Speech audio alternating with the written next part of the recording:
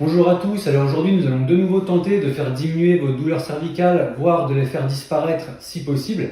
En effet, avec les positions prolongées devant l'écran au bureau ou encore en télétravail, en prenant compte du contexte actuel, il nous arrive très souvent, pour la plupart d'entre nous, d'avoir mal au niveau du cou, au niveau des cervicales.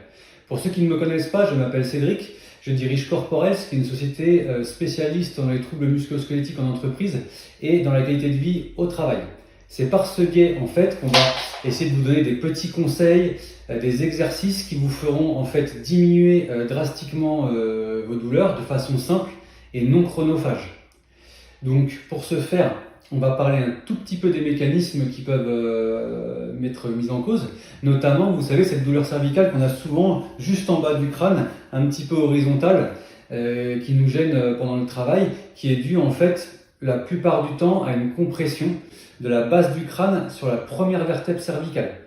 De par la position que l'on prend devant l'écran, en général, on a souvent les épaules enroulées vers l'avant, on tape sur notre clavier et vous savez, pour accommoder le regard par rapport à la distance de l'écran, souvent on déjette un petit peu la tête en avant, ce qui a pour phénomène en fait de comprimer un petit peu la base du crâne, de la faire glisser, de la comprimer sur la première cervicale.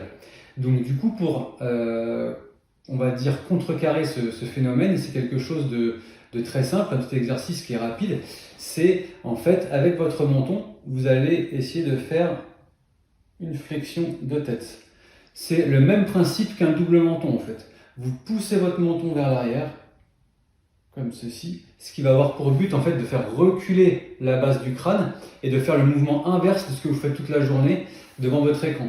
Donc vous répétez plusieurs fois de suite,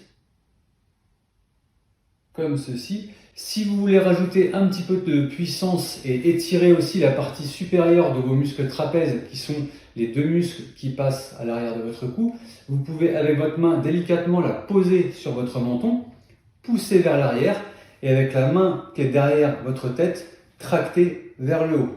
Et comme ça,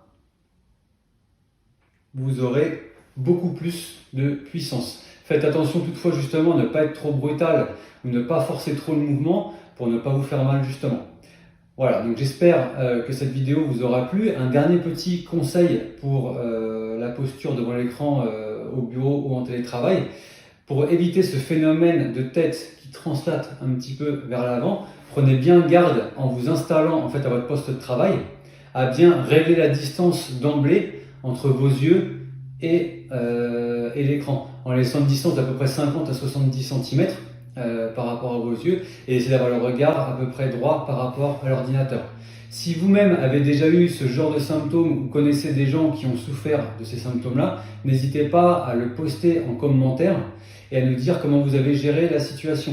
N'hésitez pas non plus à partager cette vidéo afin d'en faire profiter des gens qui pourraient en avoir besoin, ou encore à vous abonner à notre chaîne YouTube et partager et profiter de nombreuses autres vidéos qui pourront vous aider toujours sur le même sujet.